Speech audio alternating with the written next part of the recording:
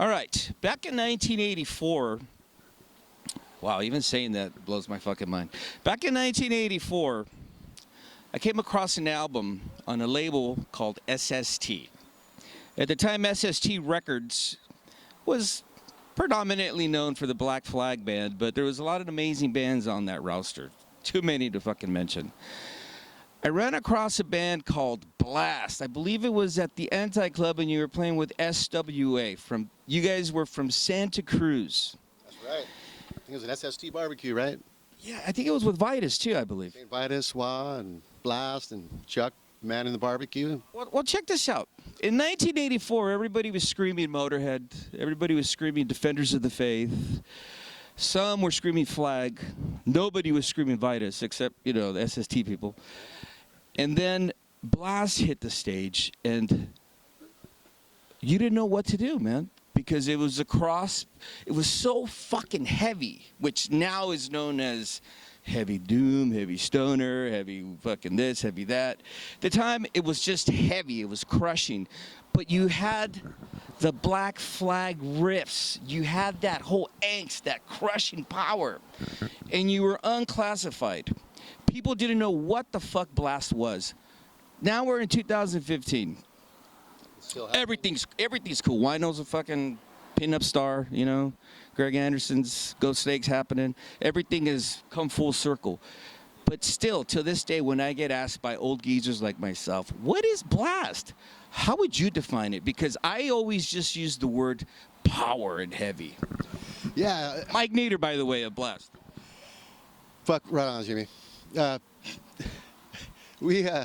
think it's still happening, actually, to be honest. We kind of always did our own thing, and we like to do our own thing, and wherever that falls is where it may lie, but, we just like to do it as fucking heavy and bad as we can possibly do it. But back then, heavy was like Motorhead, dude. Back then, heavy was like, yeah, there was like the Sabbath, Cross, COC type stuff going on, but Bl'ast was like a total different beast, dude. The reason why I not only was right then and there sucked into the Bl'ast machine was because not only did you have this ferociousness, but there was no like antics, dude. You weren't doing any, it was just four dudes plugging in and really giving it a go. Yeah, we made sure it was always raw and kind of slightly demented, so we didn't want to go down that road that everyone was going down, so we kind of stepped aside and kind of took the roots of Sabbath and Flag and developed it into our own personal thing, which is Bl'ast, and it's only Bl'ast, and we're kind of, it's kind of standing the test of time for us, and always will, we're just doing our thing, and it just comes natural for us, and that's our thing, and our personality, I guess. I'm not sure what to really claim or call it, because everyone asks us, and they don't know, and we don't know. It's just fucking Bl'ast, It's Bl'ast. Right, totally. Let me ask you this. You were heavily compared to Black Flag back then, and then you were on the label. I always thought that you were criminally underrated. Do you think now in retrospect that people were always writing Bl'ast off as like, oh, it's just another Black Flag clone band? Not so. How do you feel about that then, and how do you feel about the fact that the longevity of, it's been almost 30 years, dude? Yeah, for real, huh? I guess I know too much about it in the behind the scenes, so it's kind of a weird story, Flag and all that shit. The drama and everything? But, I just, it might have been, it was really,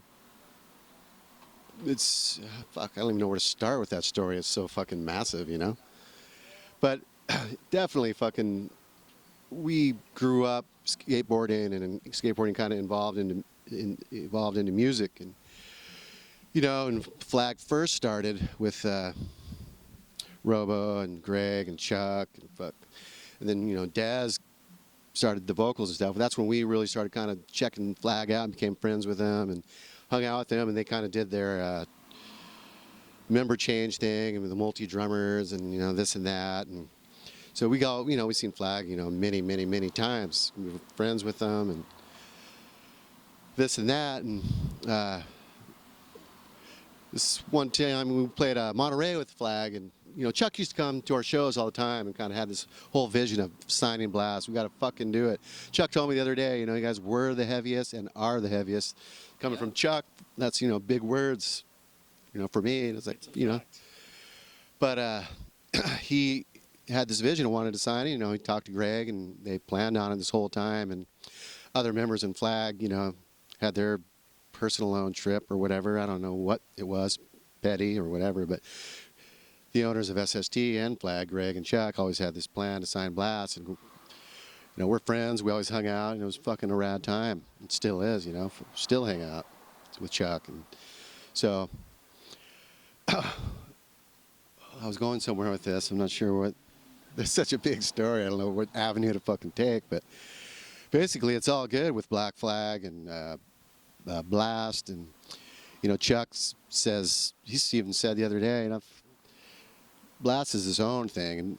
And, people say this and that about Flag. Fuck no. Bl'ast did its own thing and took it somewhere. And I really appreciate him saying that. And it's obvious to me, and you can see it now. And it's becoming more apparent. So it's cool, but I dig Black Flag and always will. So One of the things that really needs to be addressed is the fact that back like in 1984, 85, 86 when the record came out on SST, I believe, there wasn't this whole mass market, man. There was no money back then. Literally. As is the case, the purest form of music is always created during those times. The first people to go towards the wall always get the bloodiest and suffer first.